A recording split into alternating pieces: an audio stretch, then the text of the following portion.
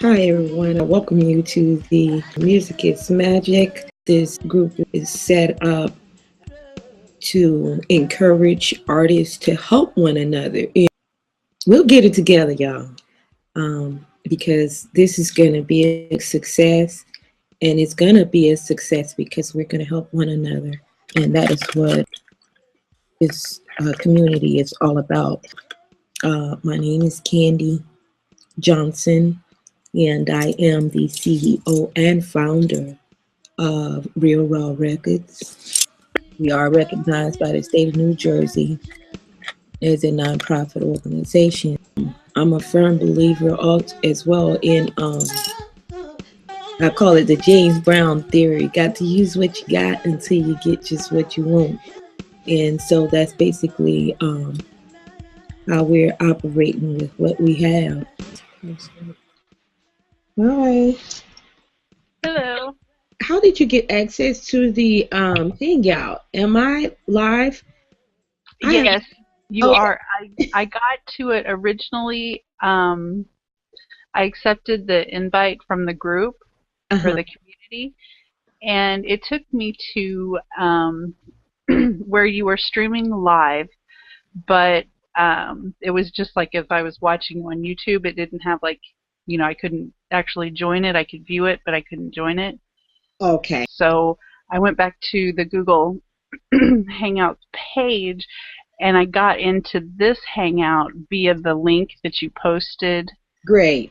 um, the actual URL link to Oh, this, and that's how I was able to get in on this. oh, okay. All right. Okay. Yeah. I'm so glad you went through the trouble of doing all that. Like I said, I'm a singer and songwriter, but when it comes to computers, that's just not my thing. Yeah. Well, and Google Plus is kind of weird anyway. It likes to work half the time, I think. And did Michael invite you originally? Yes, he did. Okay, all right. So, can you tell me your name? Let me see. Your name and Ann. Uh-huh. Okay, and so what do you do? Well, I work in television. Actually, I make videos. Oh, okay. And I am trying to get back into doing. I like doing sculpture work Oh, and maybe doing some more painting, but I've kind of fallen out of that because daily life and survival have kind of put out that fire I had for that. So hopefully I can manage more time. I I've been could doing do a lot of those. video for artists, and that's kind of like, man, I want to do that again. And so I'm hoping to get into that more. And I love music. Absolutely. I'm Oh, not a musician, but I love music. oh, okay, all right. Awesome. Um, well, what do you do actively now in the entertainment? You said you do videos? Hmm. Oh, Yeah. so what, like, who do, I mean, if, I don't know if you're free to divulge that information, but I mean, how do you, what do? You make videos for artists or? Yeah. I've recorded a lot of artist lectures. Like when they have an opening at a museum, they usually have them do like an hour lecture, so people can from the community can come and meet them and that sort of stuff. Um, work on like promotional type video stuff for them. Oh, okay, all right. But other than that, it's mostly educational type stuff that I don't have the rights to post on YouTube, so I can't I can't share my work that easily. Oh, okay, all right, And then of course, the price, you generally get what you pay for. right. As far as when you get service, just like if you were going into a recording studio and say you were only paying $25 an hour to record some tracks Well, that's versus paying $100 or $200 an hour, there's probably a big difference because they might have better equipment, more quality recording, and recording engineer that knows what they're doing, that sort of thing. um. You know what, Ann? That's the a big part. That misconception of that being true is a big part of why I started my record label and um, why I started this group. Because there are a lot of misconceptions about um, the types of services that are available to artists and how much they cost and what you're actually getting and so Hmm. forth. Right. And I want to help artists that don't know that that is just a misconception. Um, because a lot of people that I've come across, I say for example, singers or songwriters. And I've asked them, I said, well, I have had come across songwriters that don't sing.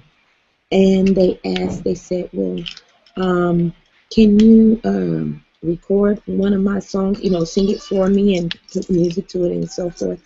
And Hmm. my first question to them is, do you have it copyrighted? Right. Believe it or not, a lot of those artists don't have copyrights. And you know why they don't have copyrights? Because they don't know or they're too trusting. Um, yes, they would have to be too trusting just to ask me to record it and not have copyrights. But the main reason is because that they give me is because they think that gaining copyrights is very expensive. And well, I have like say for example, they say I have like 50 songs and it costs me thousands of dollars to have them copywritten. And you should see the shock and awe on their faces when I tell them you can have all 50 songs copywritten for $35, legal with the Library of Congress. Hmm. And you can do it right now in about maybe like 50 minutes if you have it already written on in a file Right. that we can upload, and that's about as simple as it gets. Yeah, And if you do each one individually, yeah, it'll cost you a lot of money, but you can do it. no, even if you have 50, if you have 50 songs, if you multiply that by $35, it's still $35 Hmm. per up upload. I mean, not per upload, but per application. So Right. if you had only 25 ready and you say, I want to do this 25 right now, I don't have the others written down, but I want to just get these 25 um, copywritten, you can do them all at once for $35. Right. Uh-huh. You can do more than one at a time. Uh-huh. Yes, you can do more than one at a time, but even if you did them one at a time, it would still be only $35 each, Hmm. which is less than $1,000 still. So Yep. that's just one of the misconceptions about the music industry is that everything costs a lot of money. No, Um, it doesn't. and that in order to get the best quality that you will have to spend a lot of money. I'll give you a good example. I have a song that I sang with a rapper, and this he wanted me to do the background vocals on it, and we went to this high tech, I mean, top of the line, high tech studio. And the producer there, his name was Steve, he was so good. I'm telling you that he didn't even have to watch his board to when he was tweaking the song. He was just that good. I was sitting there in amazement with my jaw dropped. I've never seen anybody operate a board that um, well and without even looking at it, and so quick. And I even mentioned to him, I said, wow, I said, you have to be really good. You're not even looking at your board. Like, he's like, I've been doing this a long time. But his sessions, no, and his sessions were only $40 a session. And Nice. yeah, and we recorded the song in two sessions, and it was only because the stupid rapper wasn't prepared for his part, and we had to redo it. But so it took us $80 to record, professionally record a song. Hmm. Uh, it was radio ready. He mixed, mastered it, everything, and that was for $80. Awesome. Whereas, yeah, I mean, he's badass, and that was $80. And then when I came here to Jersey, I went to the School of Rock, and they I had a sponsor to pay for supposedly this professional recording, Hmm. and that's what I mean by the misconception. And this is the School of Rock now. Hmm. That there's supposed to be professionals. I said supposed to be. And they did record a song for me. As a matter of fact, two songs. Um, if I was them, I would be embarrassed to even say that I recorded the second one because it was horrible. Oh no. Yes. So they pretty much made you pay for the name School of Rock as opposed to the quality that you were getting. Nah, you Yeah. got me. Yeah. Yeah. So, all that high tech I can tell you about. Also, uh, big producer that had all this, I mean, equipment, the whole layout, all this expensive equipment. They're bragging about how much this costs. Just this one piece right here, $10,000 and this and that. Yes, they may have the equipment, but there is nothing to guarantee they know what they're doing. Exactly. Equipment. Exactly. And they'll give you all the hoopla about how much the equipment costs. Yeah, you can look at the equipment and see that it's expensive, but what does that have to do with you knowing what to do with the equipment? Absolutely nothing. They'll Mm. even flop around their degrees and their pieces of paper. That proves nothing but you went to school and they gave you a grade, because Exactly. some people go and they get those papers, but the truth of the matter, what they're getting a paper for is to say they know how to operate that machine. They're not getting a piece of paper to say that they can hear sound, which was necessary to be a good producer. This is why the other guy that was only charging $40 a session could do the recording, mix and master it almost to perfection Uh-huh. without even looking at the board, because he said, I can hear. I can hear. I already know what I need to add to it and what I need to take away just by what I hear. Hmm. And he told me, he said, just like right off the rip, he said, your voice is amazing. There's nothing need to be done to it. Where producers go wrong the most is either adding too much. Um, Sometimes artists can't sing and they need extra stuff added to hide that they can't sing. But Right. he was like, you don't need any of that. Like, it was easier for me. He said, I do take longer sometimes to do a session, to tweak a session, and that's only because um, the artist can't sing.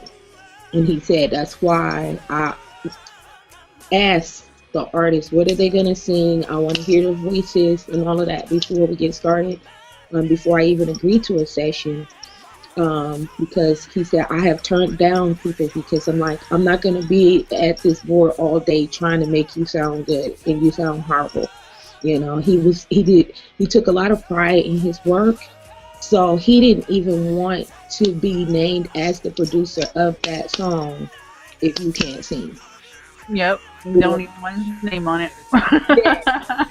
Yes, he didn't even want to be bothered with doing the job. You couldn't pay him enough, he said, to mess up his name like that, because he's known for producing songs that if he felt it was a song that had the potential of being a hit. He said when he first started out, he would do anything just to get the experience and learn, and just get the experience. He said, but over the years, he's like, I got money now. He's like, now what I care about is what I put my name behind. Yeah. So he's like, I don't want anyone to go anywhere with the album. I don't care if it hits the top five. I don't want to put my name behind a song that is, behind an artist that can't sing, Mm-hmm. or behind a song that is not hit worthy. I mean, he was Right. very particular about his work, and it showed up because he knew right off the bat when the guy just told him about me. This woman, she can sing, da da da da. I'm telling you, you're gonna love her, so forth. And he said, well, let me hear one of her songs. And the guy had one of my albums, and he listened to it. He said for like 3 seconds, all of 3-4 seconds, and he was like, okay, bring her in. He was That's like, cool. okay, bring her in, and because the guy told me, he's like, man, he didn't even listen to he just heard the first part of your song, and he said, bring her in. Usually, he'll listen to it a little ways in, but Mhm. immediately, he knew. And when he brought me in, I dropped my vocals within the time that it took for the whole song, like 3-4 minutes, whatever the song was. That's how long it took me to drop my vocals. One set, and that was it. So I was like, you don't want me to do a retake? You don't want this and that? He was like, no, it ain't gonna get no better than that. That was yeah, yeah. He's like, so that's the main reason that I wanted to have this community, start this community, because there are so many misconceptions about the industry. People think if they spend a whole lot of money, they can really get in, they'll get the best quality. They can just do more if they had more money. Yeah. No, and it's not even like as far as shooting video. When I work with students, they think they all have to have the newest and the best camera, when in reality, the best camera you can use is the one you've got because Hmm. you know how to use it. Hmm. Hmm. Yeah. It's the content, you know. Yeah, what are you shooting? What angles? Are you familiar with the lighting and how to shoot? Because I went to a photo session, and the photographer was saying the same thing you're saying about it doesn't matter what camera you use. It's just knowing about lighting. And he used me as an example to show some other guys, what how he does his work. He's showing out and everything. He's like, you see how she always wears hats. So I guarantee you most of her pictures, they are dark right here under the cap, Uh-huh. Yeah. and he had this reflector. And what he did was he had this, a light, one of those, what do you call those? The halogen lights or whatever.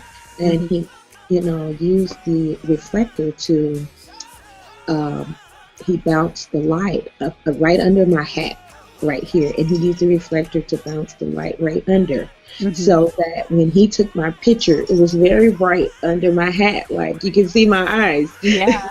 Yeah, so I was so amazed. I was like, wow. And it was like one of those little something similar to the thing you use in your car dashboard to keep the sun off your dashboard, like type thing. It was like something that cheap, and Yeah. Well, you could even sometimes use like a white wall, bounce a really bright light off a white wall, or even like a white piece of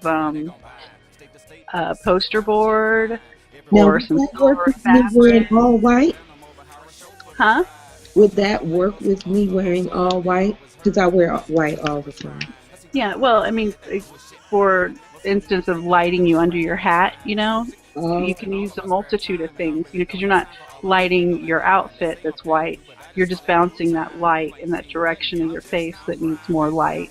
oh, wow. So you could just use like a white poster board or silver fabric. I've even seen people use mirrors to kind of, you have to Yeah, he had a mirror too. angle them, but you have to.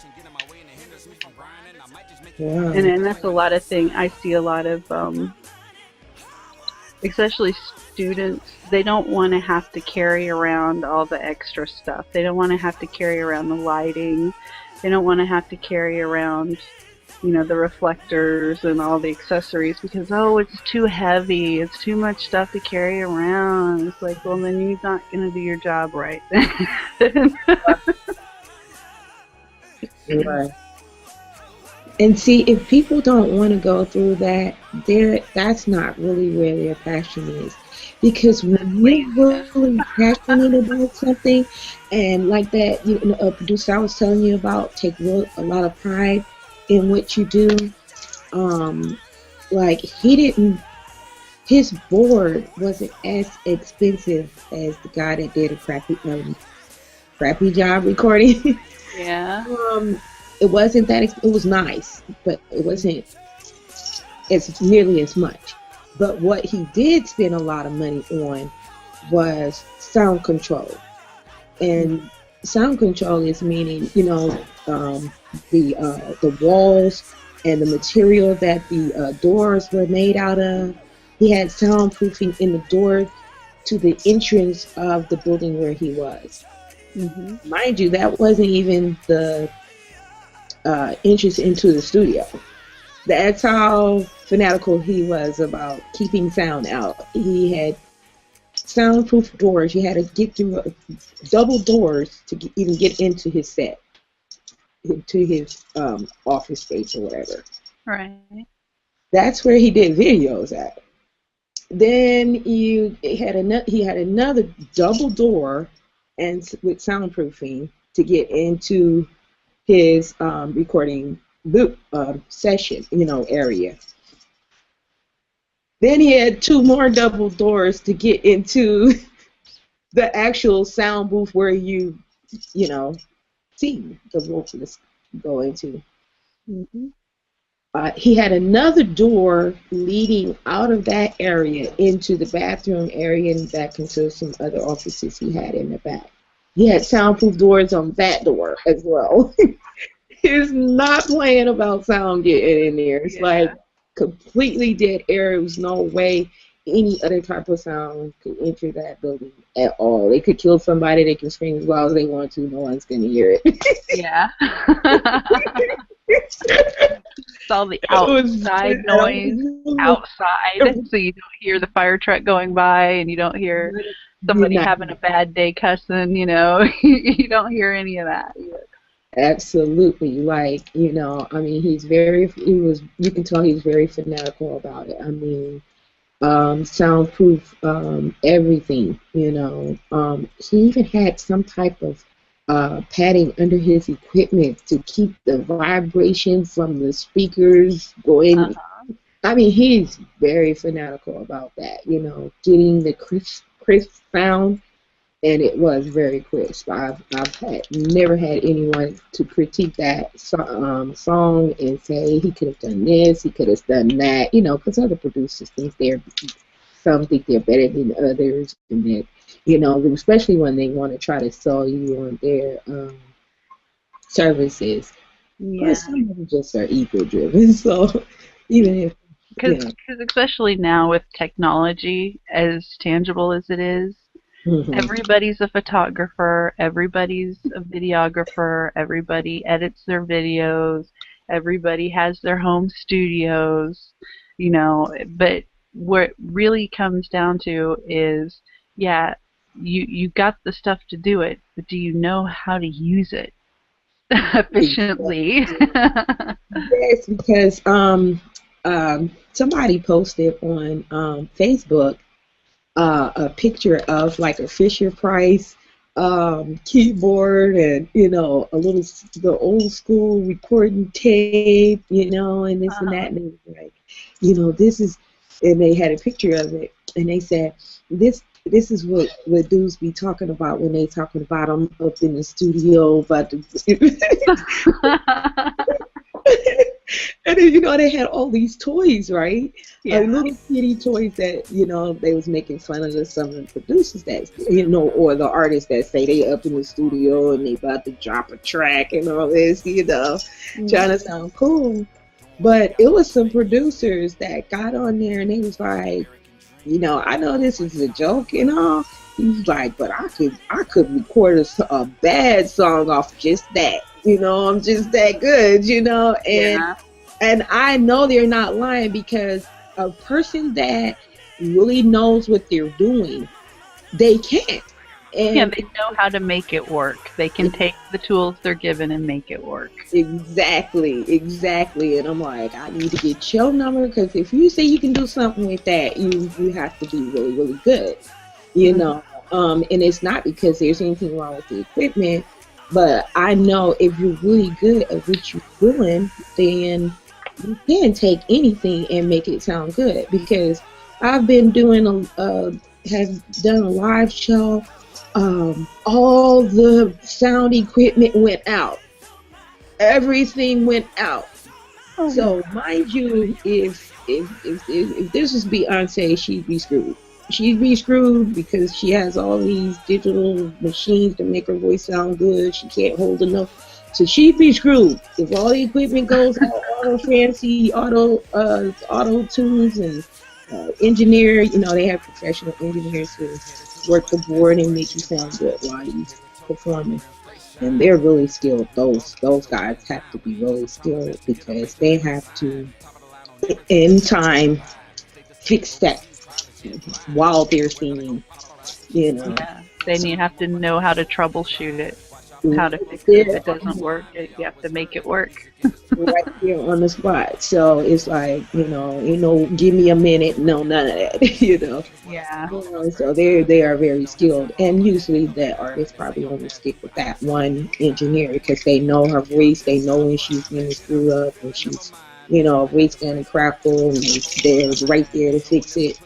I've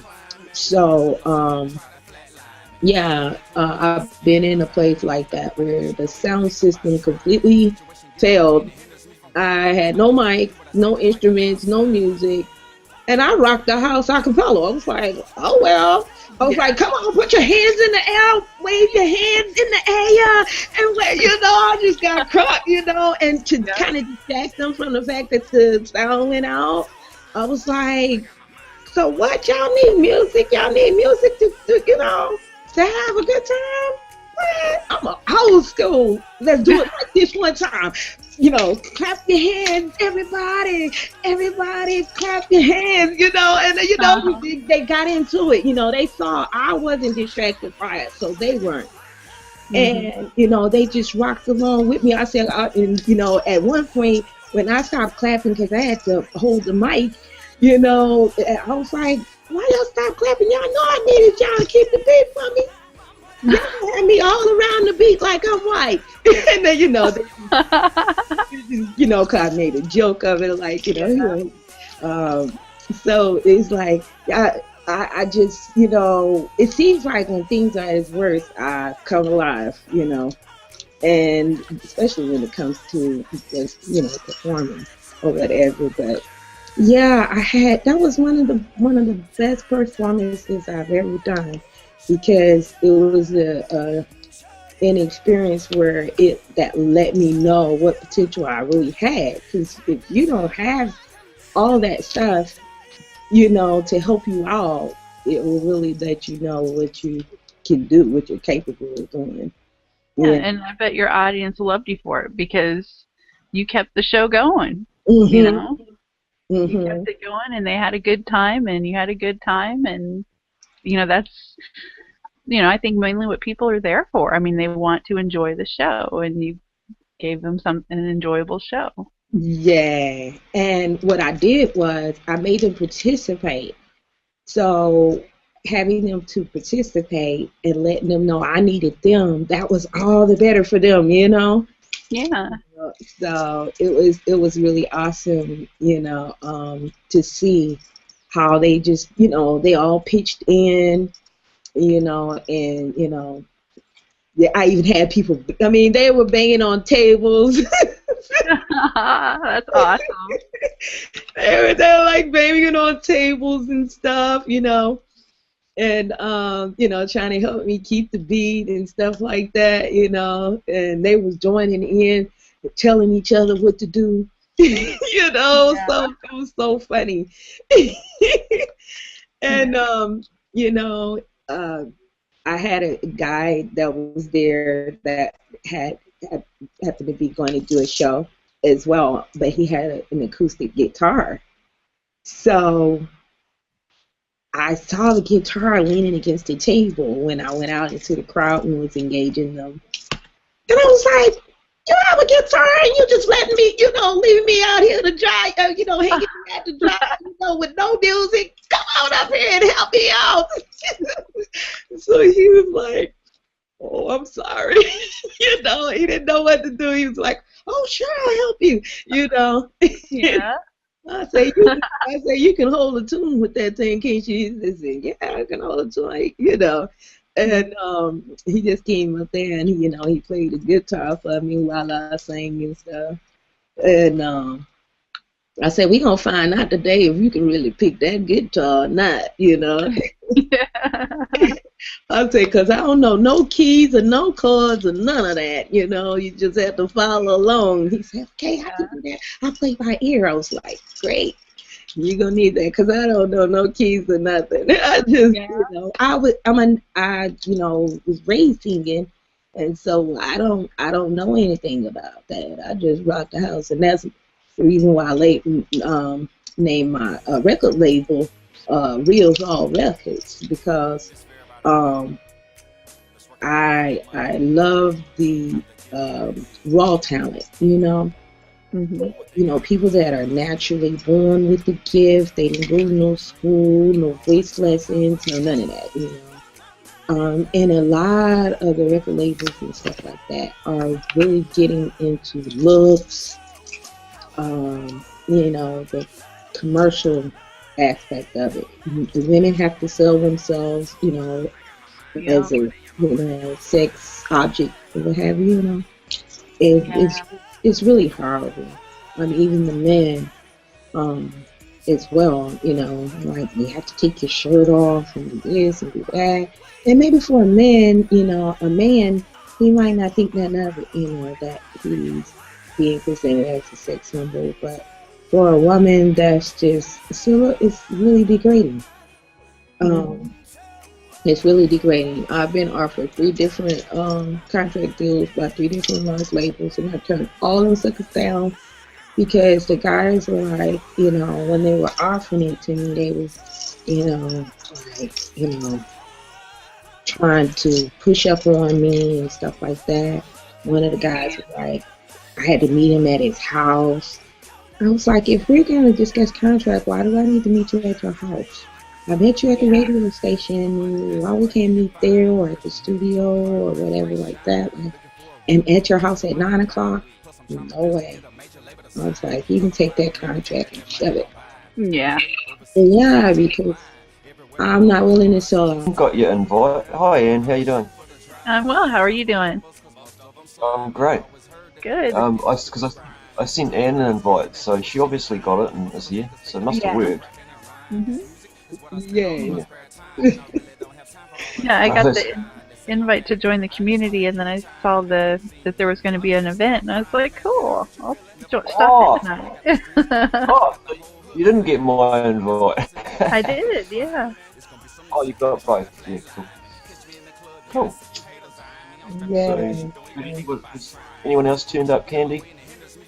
No, nobody else turned up just yet, but we've actually, since Ann came, we've ironed things out and, just going on. The show must go on. Yep. Good. And so, it was a first experience for me. And since I was scrambling around like a chicken with my head cut off, I'm sort of glad that nobody else came. Yep. It would have been a little embarrassing for me, but I'm used to doing shit I ain't got no business, so it wouldn't have been that much embarrassing.